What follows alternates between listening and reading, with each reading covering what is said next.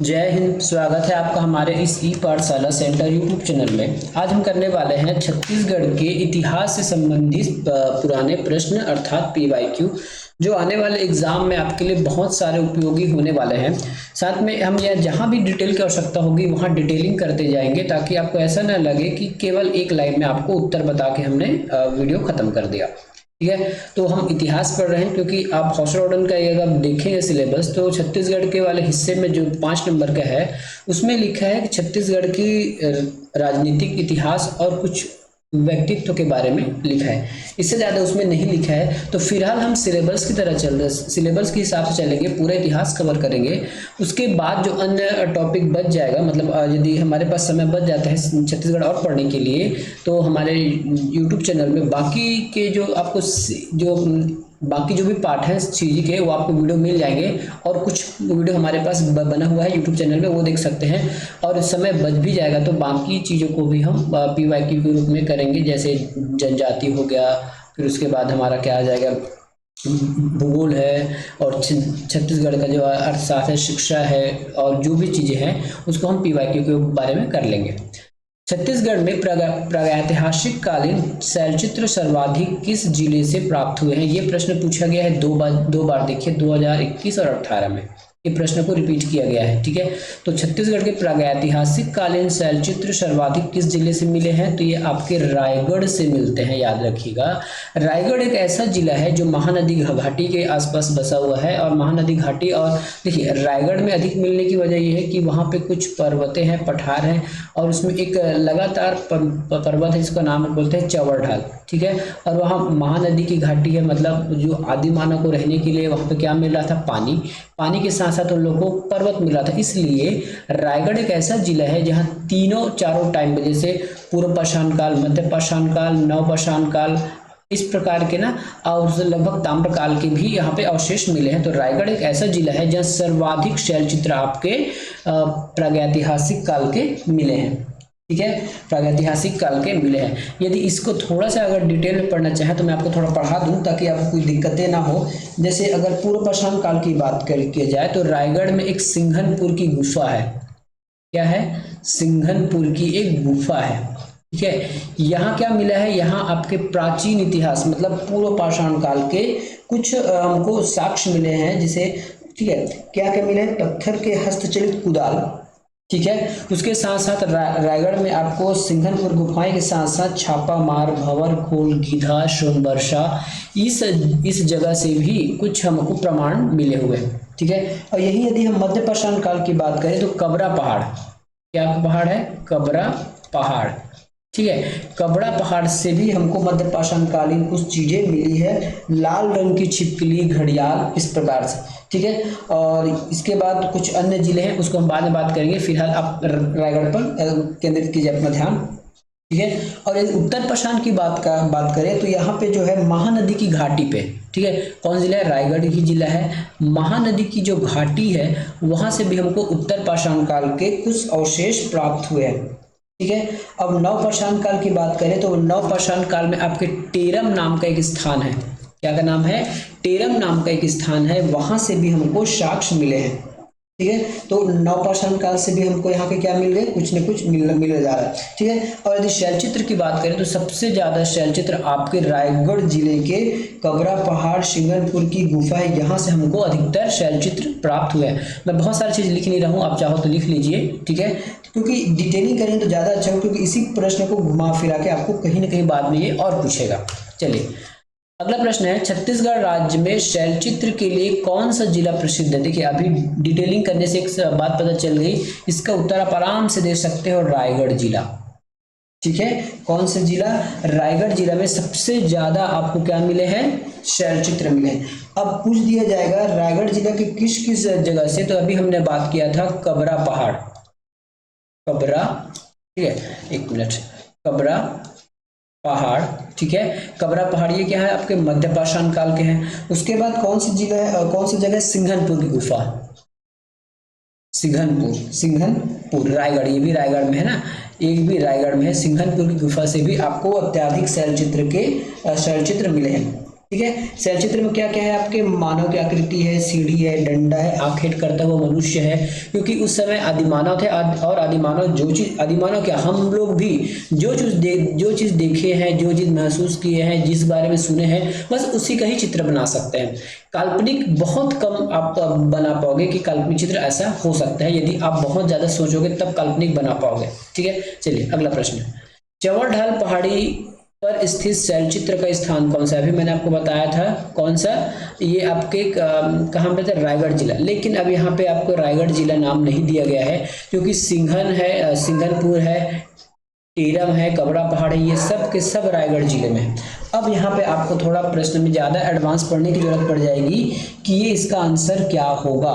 ठीक है, तो इसका आंसर आप लिख लीजिए सिंघनपुर। ठीक है, इसका क्या होगा, चंवर ढाल। इसका मतलब आप यहाँ दो चीज आपको याद हो गया, जो चंवर ढाल की पहाड़ी है, पहला तो रायगढ़ जिले में, दूसरी बात और अंदर से अगर और पूछ दिया जाए प्रश्न को तो सिंघनपुर आप उसको लगा लेंगे। ठीक है, सिंघनपुर उसमें आप ऑप्शन में उत्तर लगा लीजिएगा। ठीक है, सिंघनपुर। अगला प्रश्न है, प्रसिद्ध कबरा पहाड़ या कबरा गुफा किस जिले में स्थित है, जिन्हें उनके पूर्व ऐतिहासिक गुफा चित्रों के लिए जाना जाता है? क्या आपको जरूरत पड़ेगा ऑप्शन बताने की? ठीक है, रायगढ़, शिरपुर, राजनांदगांव, खैरागढ़। ठीक है, तो आंख बंद कर भी आप उत्तर लगा सकते हैं रायगढ़, इसलिए डिटेलिंग करना ज्यादा जरूरी होता है। ठीक है, इसलिए डिटेलिंग करना ज्यादा जरूरी होता है। मैं एक बार और डिटेलिंग कर देता हूँ कि रायगढ़ जिले से ही, ठीक है, कौन कौन से समय में, तो पूर्व पाषाण काल में, आगे नहीं लिख रहा हूँ, पूर्व पाषाण काल। ठीक है, तो पूर्व पाषाण काल से संबंधित जगह कौन से हो जाएगा आपका, सिंघनपुर। सिंघनपुर, ठीक है, सिंघनपुर की जो गुफा है वो हो गया। उसके बाद है सोनबरसा, सोनबरसा। ठीक है, ये रायगढ़ के पूर्व पाषाण काल स्थित हो गए जगह। उसके बाद भंवर खोल भी है, भंवर खोल। ठीक है, भंवर खोल के बाद यहाँ पे आपको मिल जाएगा गीधा और छापा मार, गीधा और ये हो जाएगा आपका छापा मार। ठीक है, ये कहाँ के हैं, आपके पूर्व पाषाण काल के स्थल है। वही यदि हम मध्य पाषाण काल की बात करें तो कौन सा काल, मध्य पाषाण काल, मध्य पाषाण काल। तो रायगढ़ में मध्य पाषाण काल के कौन कौन से स्थान है, कबरा पहाड़। याद कैसे रहेंगे, कबरा, देखिए याद करने का चीज है, कोई भी चीज यदि कोई व्यक्ति है मान लेते हैं, यदि उसका बीच का बाल झड़ रहा है मतलब वो कबरा हो गया, तो आप ऐसे याद कर लीजिएगा वो मध्य हो जाएगा। ठीक है, तो आप जिसको जैसा ट्रिक समझ आए वैसे याद कर लीजिएगा, क्योंकि प्रश्न कई बार काल से भी पूछा जाएगा, अभी तक पूछा नहीं गया है, लेकिन प्रश्नों का स्टैंडर्ड अगर बढ़ जाएगा तो ऐसा पूछने की पूर्ण संभावना होगी। अब आ जाएगा उत्तर पाषाण काल। उत्तर पाषाण काल में रायगढ़ में कौन से जिला है, तो ये हो गया आपका महानदी। ठीक है, ये हो गया महानदी की घाटी, महानदी की घाटी वाला क्षेत्र।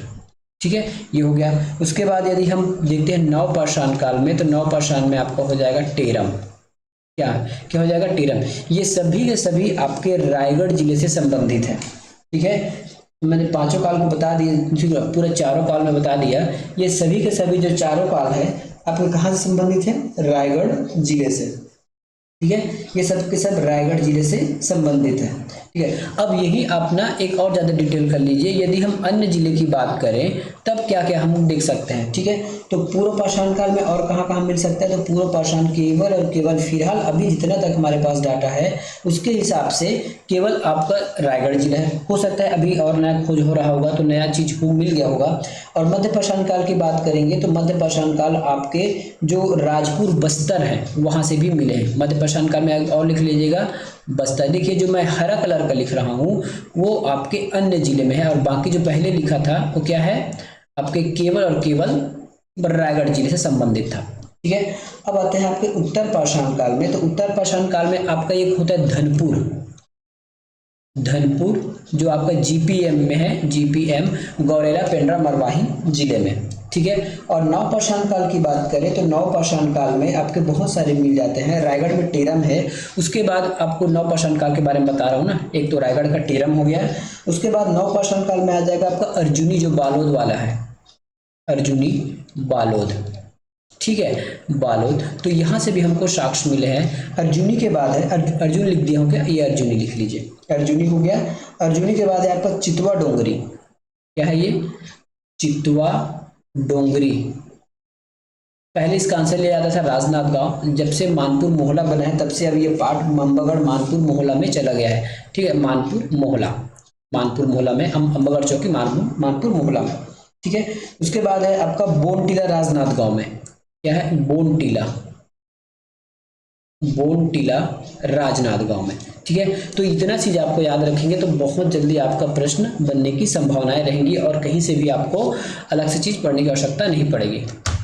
चितवा डोंगरी गुफाएं किस जिले में? देखिए अभी हमने आपको बताया चितवा डोंगरी गुफा को जो है गरियाबंद में है, राजनांदगांव में है, ये कहाँ पे? अब इसको बताइए। अभी हमने कहीं बताया कि चितवा डोंगरी कहीं पे लिखा है, देखिए मानपुर मोहला, लेकिन प्रश्न कब पूछा गया है? 2017 में, जबकि मानपुर मोहला अभी बना है। तो अभी यदि हम लेते हैं तो आपको लिखना है अम्बागढ़ चौकी मानपुर मोहला। ठीक है, लेकिन उस समय के हिसाब से इसका उत्तर हो जाएगा राजनांदगांव। ठीक है, राजनांदगांव हो जाएगा। और कई बार यदि पूछा जाएगा कि इस चितवा डोंगरी जो गुफा है इसकी खोज किसने की है, तो इसकी खोज की है भगवान सिंह बघेल और रमेंद्रनाथ ने। इसने भगवान सिंह बघेल और रमेंद्रनाथ ने। अगला प्रश्न, छत्तीसगढ़ में चितवा डोंगरी के शैलचित्र की खोज सर्वप्रथम किसने की? देखिए प्रश्न आ गया ना, भगवान सिंह बघेल और रमेंद्रनाथ मिश्र। ऑप्शन नंबर, भगवान की बघेल सिंह है जी, भगवान सिंह है। ठीक है, तो ये हो जाएगा ऑप्शन नंबर बी। अगला प्रश्न, छत्तीसगढ़ के निम्नलिखित स्थानों में पाषाण युग के औजार प्राप्त हुए हैं? धनपुर, अर्जुनी, सिंघनपुर, कबरा पहाड़, जिला रायगढ़। तो आपको कूट के हिसाब से बताना है, प्रश्न के हिसाब से कि हाँ, इसमें कुछ नीचे भी लिखा है जी, पाषाण युग के कालक्रम में जैसे पूर्व पाषाण काल, मध्य पाषाण काल, उत्तर पाषाण काल, नव पाषाण काल के अनुसार इन स्थानों से प्राप्त औजारों को आपको क्रम में लगाना है। अब देखिए क्रम में लगाने वाला बात आपसे पूछ दिया गया। ठीक है, इसलिए जहां तक डिटेल हो आपको करना उचित होगा।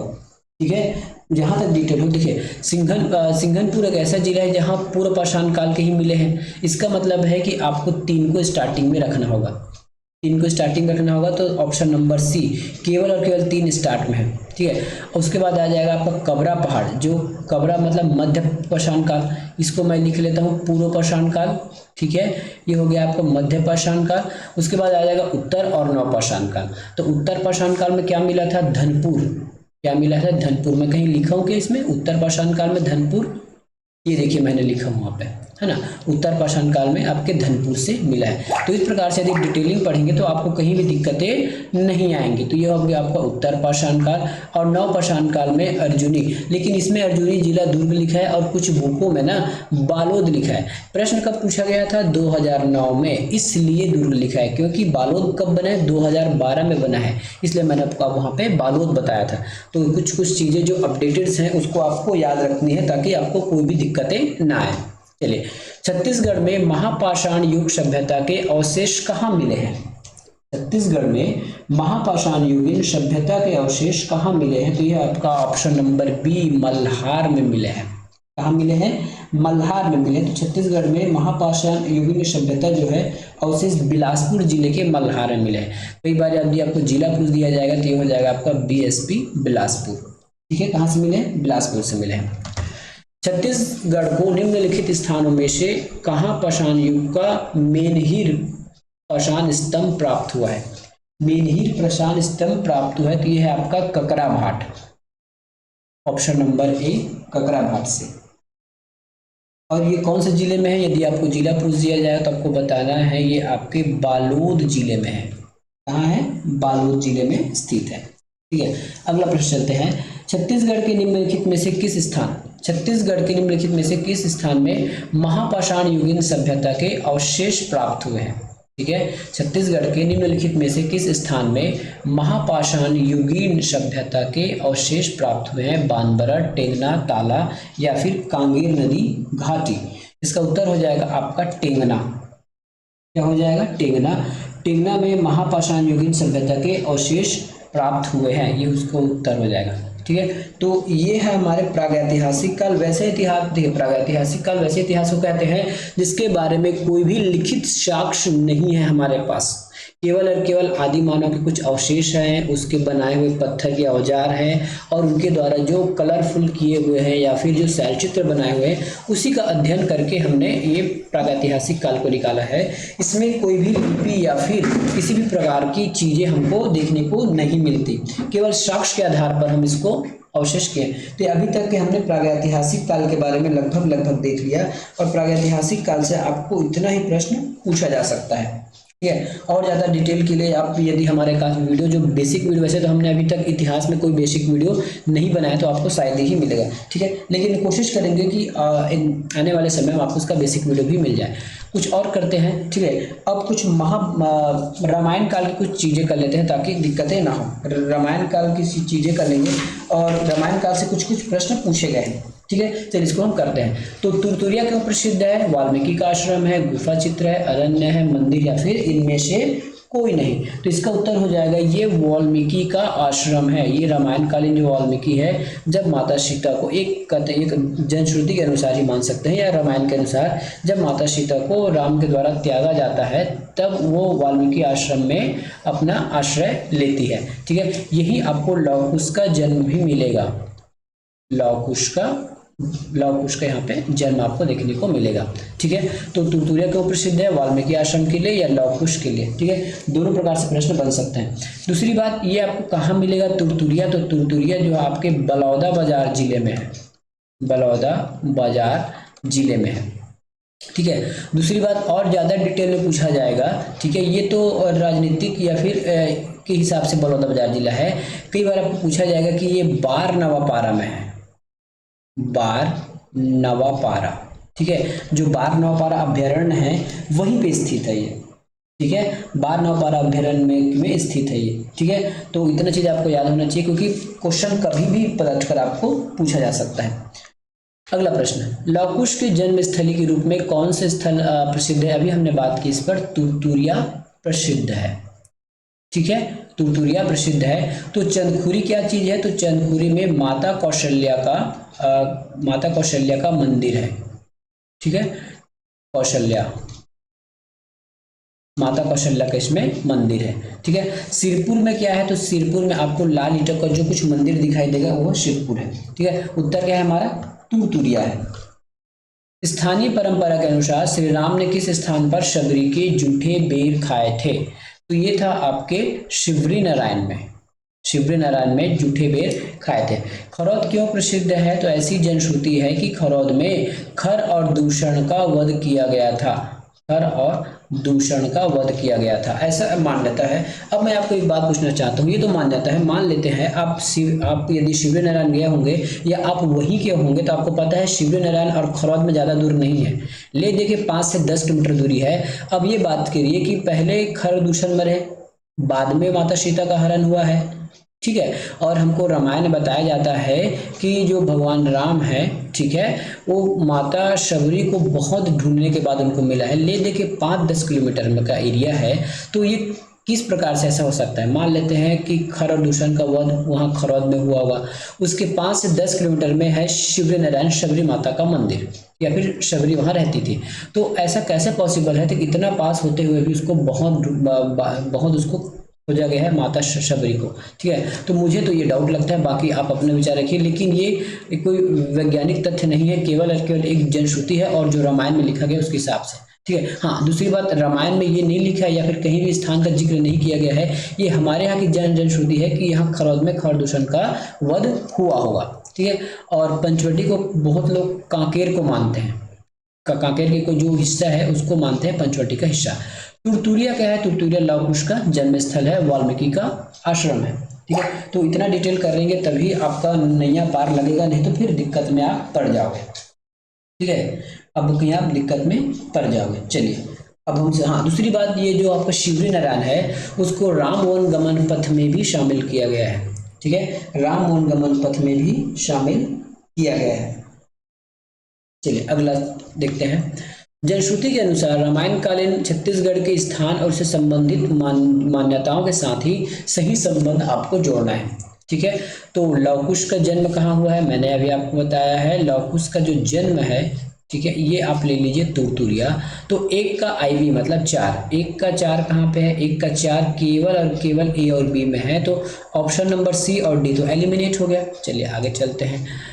श्री राम द्वारा भूदेवी का पूजा, श्री राम द्वारा भूदेवी की पूजा ये हुआ है आपके रामाराम में। कहाँ हुआ है, रामाराम में, ठीक है ना, कहाँ पे हुआ है, रामाराम में। तो ये हो जाएगा आपका ऑप्शन नंबर, कहाँ पे हो जाएगा, रामाराम। ये हो जाएगा B का 3, बी का 3 कहाँ पे है, बी का 3 केवल और केवल बी में है, तो ए भी कट गया, ऑप्शन नंबर बी सही हो गया। बाकी और मिला लेते हैं। लोमश ऋषि का आश्रम कहाँ है, तो लोमश ऋषि का आश्रम जो है वो राजिम में है, ठीक है। और अत्रि मुनि का आश्रम आपके सीतामढ़ी हरिचौका जो ऊपर है आपके कोरिया में, वहां पे पड़ता है, ठीक है। तो ये इतना डिटेल यदि आप याद रखेंगे तभी आपके लिए अच्छी बात है, नहीं तो डिटेल नहीं करेंगे ना तो बहुत ही समस्या में पड़ जाएंगे, क्योंकि प्रश्न पता नहीं कहाँ कहाँ से पूछा जाता है, ठीक है। प्रश्न जो है कहीं से भी पूछा जा सकता है। अब देख लेते हैं एक और मुनि थे श्रृंगी ऋषि, कुछ डिटेल कर लेते हैं। एक थे श्रृंगी ऋषि, कैसे लिखते हैं, ये श्रृंगी ऋषि, ठीक है। कौन थे, श्रृंगी ऋषि। और ये कहाँ के थे, तो ये श्रृंगी ऋषि आपके सिहावा पर्वत में थे, सिहावा पर्वत से रिलेटेड है श्रृंगी ऋषि का। जब यहाँ ऋषि के बारे में पढ़े तो ये भी पढ़ लीजिए, ठीक है, ये भी आप इसको पढ़ लीजिए। अब करते हैं महाभारत काल से संबंधित जो चीजें हैं और जहां से आपको प्रश्न पूछा जा सकता है वो देख लेते हैं। फिर हम कर रहे हैं PYQ, इसमें ज्यादा डिटेल आपको आवश्यकता पड़ने पर ही बताया जाएगा, ठीक है। चलिए महाभारत काल में देख लेते हैं। तो उस समय महाभारत काल में फिलहाल पढ़ लेते हैं, फिर बात करेंगे।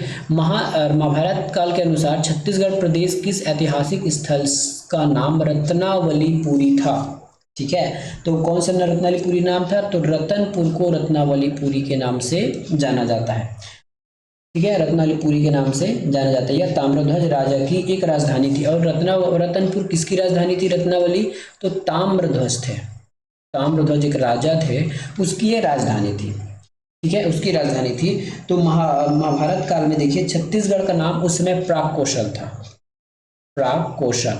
कुछ डिटेल कर लीजिए ताकि आपको दिक्कतें ना होगी। प्राग कौशल था। दूसरा वर्ड ये है, बस्तर का नाम उस समय कांतार था। क्या था उस समय, नाम कांतार था, ठीक है, बस्तर का नाम कांतार था। चलिए आगे आप प्रश्न करते हैं। छत्तीसगढ़ में ऋषभ तीर्थ की जानकारी का साहित्यिक स्रोत क्या है, साहित्यिक स्रोत क्या है, तो ये है महाभारत। क्या है, महाभारत। ऋषभ तीर्थ की जो जानकारी है आपकी साहित्यिक स्रोत महाभारत है। शक्ति है ना, जिसका नाम पूर्व में जंगी चांपा में था, जिसमें गुंजी के दमोदरा है, वहां से ऋषभ तीर्थ की जानकारी मिलती है। कहाँ, गुंजी के दमोदरा से ऋषभ तीर्थ की जानकारी मिलती है। प्राचीन जनश्रुति के अनुसार मोर ध्वज का संबंध छत्तीसगढ़ के निम्न स्थानों में से था। ये 2019 का प्रश्न है, ठीक है, और इसको रिपीट भी किया गया है बाद में, ठीक है, बाद में जब और प्रश्न पूछा गया तो बाद में इस प्रश्न को रिपीट भी किया गया है। इसका ऑप्शन नंबर है ऑप्शन नंबर C 1 और 3 आरंग और रायपुर से जोड़ा जाता है। 1 और 3 आरंग और रायपुर, सॉरी आरंग और रायपुर नहीं, आरंग, ठीक है, तो ये उत्तर ऐसी नहीं होगा, आरंग और रतनपुर होगा, सॉरी आरंग और रतनपुर होगा, ऑप्शन नंबर C आरंग और रतनपुर से इसके नाम को जोड़ा जाता है। प्राचीन जनश्रुति के अनुसार राजा जो मोर ध्वज का संबंध जो है आरंग और रतनपुर से है। कालांतर में राजा मोरध्वज ने अपनी राजधानी रतनपुर से स्थानांतरित कर दी थी। मोरध्वज ने अपनी जो राजधानी है रतनपुर से आरंग स्थानांतरित कर दी। पहले रतनपुर में रहते थे, फिर वो आरंग स्थानांतरित हो गई थी उसकी राजधानी, ठीक है। अब महाभारत कालीन कुछ स्थल है उसको भी हम देख लेते हैं ताकि आपको दिक्कतें ना हो। जैसे रतनपुर, रतनपुर तो उस समय रतनपुर का नाम क्या था, तो रतनपुर का नाम था रत्नावली, रत्नावली, ठीक है, रत्नावली, या फिर इसको हम मणिपुर के भी नाम से जानते हैं। उस समय इसका नाम, दो नाम थे, मणिपुर, रत्नावली। वैसे रत्नावली ज्यादा उचित है क्योंकि अभी हमने एक प्रश्न में इसको देखा था। अगला है आरंग। आरंग भी महाभारत समय से संबंधित है और उस समय उसका नाम था भांडेर। क्या नाम था इसका, भांडेर नाम था, ठीक है, भांडेर नाम था ये। उसके बाद है हमारे पास खल्लारी, खल्लारी, तो खल्लारी का पुराना नाम था खल्लवाटिका, महाभारत कालीन समय है खल्लवाटिका, ठीक है, खल्लवाटिका नाम था। फिर है सिरपुर, सिरपुर। सिरपुर का क्या नाम था? सिरपुर का नाम था चित्रांगदपुर। चित्रांगदपुर नाम था महाभारत कालीन में। ठीक है, फिर अगला है गुंजी। गुंजी को प्राचीन काल में बोलते थे दमोदर। अब मेरे ख्याल से अभी भी वहां पे होगा गुंजी। तो गुंजी का रिलेशन किससे है? दमोदर से। दमोदर से। ठीक है, ये आज का हम लास्ट प्रश्न करेंगे, इसके बाद हम आज का वीडियो क्लोज करेंगे। बाद में नेक्स्ट टाइप में अगले जो मौर्य काल से स्टार्ट करेंगे, नेक्स्ट वाला। पुराणों में छत्तीसगढ़ के रतनपुर के है वंशी राजा मयूर ध्वज की जो दंत कथा के संबंध में निम्न में से कौन सा सत्य नहीं है? जो सत्य नहीं है वही बताना है। मयूर ध्वज हस्तिनापुर के पांडव राजा युधिष्ठिर का समकालीन था। तो ये देखिए, ये कहीं पे लिखा रहता है, ये पुराणों के हिसाब से सही है। अश्वमेध यज्ञ के घोड़े को लेकर उसका विवाद अर्जुन से हुआ था, ये भी अर्जुन से विवाद हो गया था, ये भी सही है। इस विवाद का समाधान युधिष्ठिर द्वारा किया गया था, ये भी बिल्कुल सही है। ठीक है, मयूर ध्वज ने इसके लिए अपने शरीर को आरे से कटवाया था, तो ये गलत बात है। उसने अपने शरीर को आरे से नहीं कटवाया था, जबकि अपने बेटे ताम्रध्वज, ठीक है, ताम्रध्वज को आरे से कटवाया था। ठीक है, किसको कटवाया था? ताम्रध्वज को आरे से कटवाया था। तो ये अपना ने कटवा के अपने पुत्र का शरीर, जो पुत्र का शरीर है वो कटवाया था आरे से। ठीक है, तो ये थे अभी तक के हमारे प्रश्न जो आपको बताने, आपके लिए जो हमने लाया था। यदि वीडियो में आप नए हैं तो जरूर चैनल को सब्सक्राइब और वीडियो को लाइक कीजिएगा। साथ में हम मैथ्स का जो क्लास चला रहे हैं वो आपके PYQ चल रहे हैं, मतलब पिछले 10 साल में जो प्रश्न पूछे गए हैं उसको हम पढ़ा रहे हैं। पहली बात, जो बुक में जो नियम कानून दिए रहते हैं उससे थोड़ा हट के आपको लॉजिक वे से पढ़ा रहे हैं, ताकि आपको कोई भी दिक्कतें ना हो। मिलेंगे नेक्स्ट वीडियो में, धन्यवाद।